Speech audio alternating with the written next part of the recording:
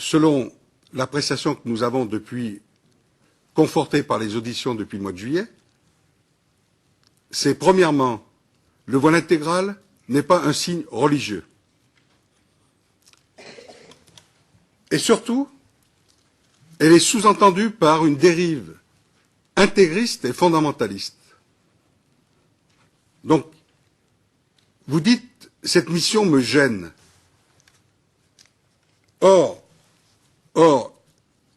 il faut que vous entendiez le fait que les parlementaires de l'Assemblée nationale attirent l'attention sur la question du voile intégral, mais qu'au-delà du voile intégral, c'est l'arbre qui cache la forêt du côté communautaire de ce qui se passe dans la société française, d'une emprise du fondamentalisme dans certains territoires de notre pays. Je reste toujours sur la question du voile intégral.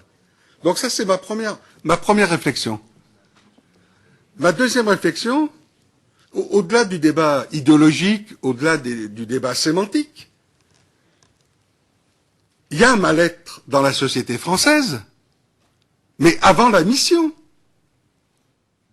Il y a un mal-être dans la société française, y compris chez les musulmans, par rapport à cette réalité.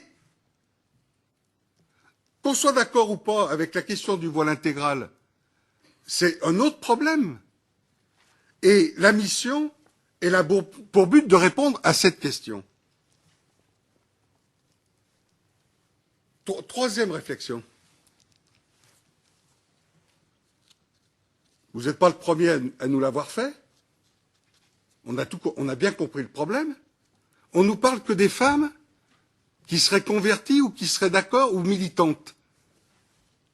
Mais vous devriez parler, y compris pour la question de l'islam et du travail que l'on veut faire avec les représentants du culte musulman en France, c'est justement, nous on veut mener un combat politique pour faire régresser ces dérives intégristes fondamentalistes dans la société française et en même temps permettre qu'en France, voire dans d'autres pays, mais pour ce qui se concerne la France, que l'islam ait droit de cité dans des conditions dignes de ce nom au XXIe siècle. C'est ça notre démarche. Or, il faudrait quand même que vous parliez des femmes qui sont contraintes.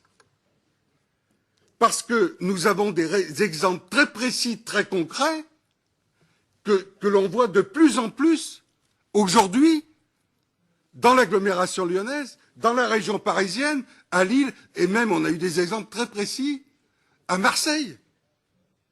Il y a aujourd'hui dans certains territoires des situations contraintes de femmes qui portent le voile intégral. Exemple de jeunes femmes, y compris majeures, qui se retrouvent aujourd'hui à faire le passeport à l'état civil, qui sont empêchés de parler, et vous avez un homme, aujourd'hui violent, qui fait des menaces aux fonctionnaires. Aujourd'hui, c'est 2 fois, 3 fois par semaine dans certaines mairies. Alors, il faut bien qu'on parle de ça. Si on veut un islam respectueux de la République, respectueux des lois, comme vous le dites, il faut bien qu'on ait un discours précis, concret, explicatif. Ce qui se passe aujourd'hui dans les maternités, il faut bien qu'on en parle. Pas pour stigmatiser les musulmans, au contraire, pour montrer que ça n'a rien à voir avec l'islam et à la question du religieux, et ça n'a rien à voir au fait qu'on veut que l'islam trouve sa place dans la société française. Et puis, je pourrais développer d'autres sujets.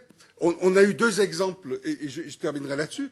On a eu 2 exemples, mais on l'a retrouvé ailleurs, à Marseille. Au nom du religieux, mais je dirais du faux religieux, du non-respect de la République, du non-respect de la laïcité de la France, il y a une pression dans les quartiers, dans certains quartiers, où on dit aux jeunes filles adolescentes qu'il ne faut pas faire du sport, qu'il ne faut pas faire de piscine, et nous avons des collèges avec 50% de jeunes filles qui ne vont pas faire le sport et la piscine. c'est contraire et à la République, c'est contraire au principe de la laïcité, c'est contraire au principe de l'école publique. Donc nous, ce que nous voulons, pour bien préciser les choses, et nous avons fait ça depuis le début, et c'est pour ça que j'ai accepté, quand on s'est réunis le 23 septembre avec la mission parlementaire, j'ai accepté, comme j'ai accepté d'autres propositions, votre audition, puisque vous faites partie des gens qui sont, que l'on dit, controversés. Mais à la limite, on a besoin de vous parler, qu'on soit d'accord ou pas avec vous. On n'est même pas ici pour vous convaincre, c'est même pas ça la question. Nous, on veut clarifier un débat avec les Français.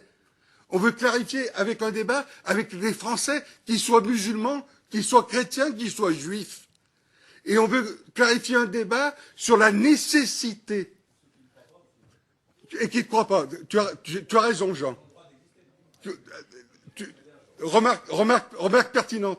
Mais j'insistais sur la question de la deuxième religion de France, sur le fait que l'on veut que la deuxième religion de France, elle ait toute sa place dans ce pays, un islam de France respectueux de la République et des principes de laïcité. Donc, c'est important que vous-même, vous nous disiez, sur la question du vol intégral, tout ce qui est mauvais, toute cette attitude violente, voire pour certains fanatiques, aujourd'hui, qui portent tort à l'islam, qui portent tort à tout le travail que l'on mène, et ça va être très, très important.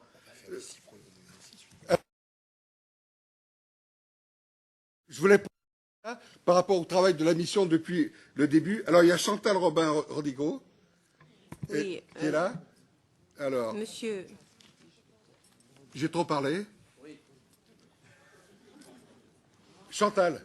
Monsieur Ramadan, à aucun moment dans l'exposé que vous avez fait, qui était pourtant très, très précis, dans l'explication, dans le pourquoi, d'où vient le port de la burqa, vous n'avez évoqué la pression, j'y reviens, l'obligation qui est faite par les hommes sur les femmes de porter la burqa. Pourquoi ? Cela laisse à penser que vous estimez que la femme qui porte la burqa le fait en toute liberté. J'aimerais vous entendre sur ce sujet d'une façon très claire. De même, le port de la burqa est-il pour vous une atteinte aux droits des femmes? Réponse claire, s'il vous plaît. Est-ce que c'est pour vous une restriction de leur liberté? Est-ce que c'est une atteinte à leur dignité? Merci. Alors. Comme ça a déjà été dit précédemment, je me suis opposée à votre invitation, Monsieur Ramadan, dès que j'ai entendu votre nom, puisqu'on vous a lu, on vous a écouté, vous savez. Et de l'opposition à votre invitation, je vais sortir de cette audition peut-être avec encore plus d'inquiétude qu'en y entrant. J'y suis entrée justement avec un esprit d'ouverture et de tolérance parce que je suis très impliquée dans cette mission. La première constatation que vous faites en arrivant, c'est de remettre en cause cette mission. Cette mission, elle n'est pas née des propos de M. Sarkozy. Nous ne sommes pas tous à l'UMP dans cette mission, petit 1. Cette mission, elle est née de propositions de notre président bien avant les propos du président de la République. Et elle est née du fait que les élus locaux, que les élus législatifs sont confrontés à un certain nombre de problématiques sur leur territoire qui leur posent problème. Ça, on ne peut pas le nier. Vous rentrez en disant qu'il ne faut pas que nous fassions une loi.